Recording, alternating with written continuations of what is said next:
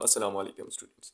Class 12 की physics से जो चैप्टर नंबर 1 है इलेक्ट्रोस्टैटिक, उसकी एक्सरसाइज में से जो न्यूमेरिकल क्वेश्चन नंबर 1 है, मोस्ट इंपॉर्टेंट क्वेश्चन, ठीक है, जो कि अक्सर पेपर में आता है। अब आज हम उसको सॉल्व करने लगे हैं, ठीक है। तो बहुत इंपॉर्टेंट वीडियो है, स्किप नहीं करनी, तो ठीक है इसको स्टार्ट करते हैं। तो सबसे पहले हमारे पास इस क्वेश्चन में जो गिवन डेटा है मैं आपको वो बता देता हूँ कि इसमें हमसे क्या पूछा गया है, ठीक। तो हमसे पूछा गया है कि हमारे पास एक आयरन का न्यूक्लियस है, ठीक है, जिसकी मैग्नीट्यूड 26 इलेक्ट्रॉन के बराबर है, ठीक है। आप लोग समझ रहे हैं कि 26 इलेक्ट्रॉन के बराबर मींस न्यूक्लियस में तो प्रोटॉन होते हैं ना, तो प्रोटॉन का जो मैग्नीट्यूड होता है ना, यानी कि उसके जो चार्ज, उसके ऊपर चार्ज जितना होता है उतना ही इलेक्ट्रॉन के ऊपर भी होता है, ठीक है। यानी कि उसकी जो मैग्नीट्यूड होती है वो बराबर होती है, एक इलेक्ट्रॉन के ऊपर जो होती है ना वो 1.6 मल्टीप्लाई बाई 10⁻⁻⁹ कूलम के बराबर होती है, ठीक है।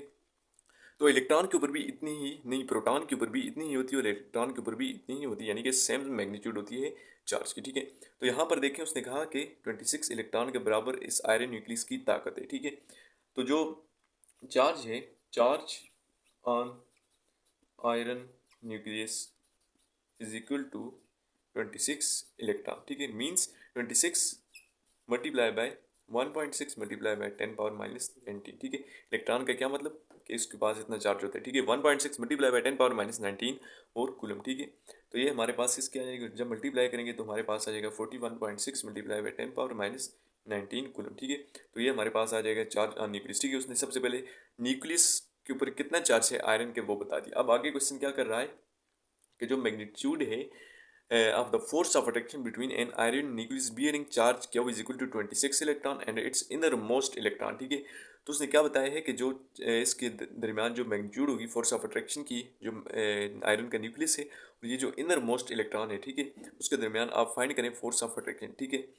when the distance between them is 1 multiplied by 10⁻⁻12 metre, ठीक है। जब इन दोनों के दरमियान जो डिस्टेंस है ना वो बराबर हो 1 मल्टीप्लाई बाई 10⁻⁻12 मीटर के, ठीक है। तो यहाँ पर हम कूलम ला अप्लाई करेंगे, ठीक है।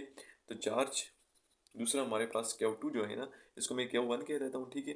और Q2 जो है हमारे पास वो बराबर है इलेक्ट्रॉन के, ठीक है। और इलेक्ट्रॉन पर चार्ज होता है 1.6 मल्टीप्लाई बाई 10⁻⁻⁹ कूलम के बराबर होते हैं, ठीक है। और हमें डिस्टेंस भी गिवन है और डिस्टेंस हमारे पास जो R है वो बराबर है 1 मल्टीप्लाई बाई 10⁻⁻12 मीटर के, ओके।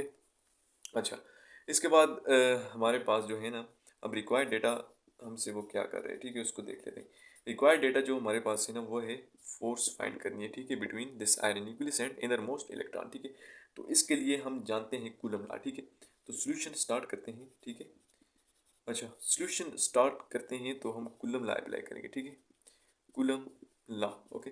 और कूलम लॉ हमें ये बताता है कि दो चार्जेस के दरमियान जो फोर्स होती है वो बराबर होती है के Q1 Q2 divided by are square, ठीक है। और यहाँ पर फोर्स हम फाइंड करने लगे हैं अट्रैक्शन की, क्यों कि ये न्यूक्लियस और इनर मोस्ट इलेक्ट्रॉन इनके दरमियान हमेशा फोर्स ऑफ अट्रैक्शन होगी, ठीक है। तो ये हमारे पास बराबर है के हम जानते हैं 9 मल्टीप्लाई बाई 10⁻9 के बराबर होता है। Q1 यहाँ हमारे पास है 26 इलेक्ट्रॉन के बराबर, जो कि आयरन के न्यूक्लियस के ऊपर चार्ज है, ठीक है। तो क्या वो हमारे पास जो है वो इसके बराबर है 41.6 मल्टीप्लाई बाई 10⁻⁻⁹ कूलम के बराबर है, ठीक है। और ये तो आगे Q1 की वैल्यू, ठीक है। और Q2 की वैल्यू भी मैं यहाँ पर लिख लेता हूँ, ठीक है। Q2 हमारे पास किसके बराबर है, एक चार्ज के ऊपर जितना मैग्नीट्यूड होता है वो बराबर है 1.6 मल्टीप्लाई बाई 10⁻⁻⁹ कूलम, और होल डिवाइडेड बाय हमारे पास है आर स्क्वायर। आर स्क्वायर हमारे पास है 1 मल्टीप्लाई बाई 10⁻⁻12 होल स्क्वायर, ठीक है। तो इससे मजीद मैं इधर यहाँ अब सॉल्व करता हूँ, ठीक है। अब इससे आगे मजीद हमारे पास ये आ जाएगा, जो फोर्स ऑफ अट्रैक्शन होगी वो बराबर आ जाएगी, जब मैं इसको मल्टीप्लाई करूँगा 9 मल्टीप्लाई बाई 41.6 और इसको मल्टीप्लाई करूँगा 1.6 के साथ और डिवाइड करूँगा 1 के ऊपर, तो मुझे जो आंसर मिलेगा ना वो ये मिलेगा कि 5.99.04, ठीक है। और हमारे पास जो 10 की पावर्स हैं इनको आपस में ऐड कर लेंगे, ठीक है। 10⁻9, ठीक है, 10⁻9 और साथ में हमारे पास 10⁻−19, ठीक है, इसको भी ऐड कर लेंगे तो -19 आ जाएगा, ठीक है। और एक और 19, ठीक है, तो इसको भी ऐड कर लेंगे तो -19। और नीचे देखें 10⁻−12 है ना, तो 2 से मल्टीप्लाई होकर हमारे पास हो जाएगा -24, ऊपर जाके इसकी पावर हो जाएगी +24, ओके। तो हमारे पास इस तरह जो फोर्स ऑफ अट्रैक्शन होगी ना इस आयरन न्यूक्लियस और इस इनर मोस्ट इलेक्ट्रॉन के दरमियान, वो हमें कुछ इस तरह से मिल जाएगी 599, ठीक है, 599.04 मल्टीप्लाई बाय 10⁻−5 न्यूटन मिल जाएगी, ठीक है। इसको अगर हम रीअरेंज करके लिखें, ये पॉइंट इधर है, इसको हम इधर शिफ्ट करेंगे, ठीक है, 2 डिजिट, ठीक है। तो यहाँ पर हम क्या करेंगे 5.99 मल्टीप्लाई बाय 10⁻−5 मल्टीप्लाई बाय दो डिजिट इस तरफ को मूव किया यानी कि लेफ्ट तरफ मूव किया, ठीक है। तो यहाँ पर हम +2 लगा लेंगे, ठीक है।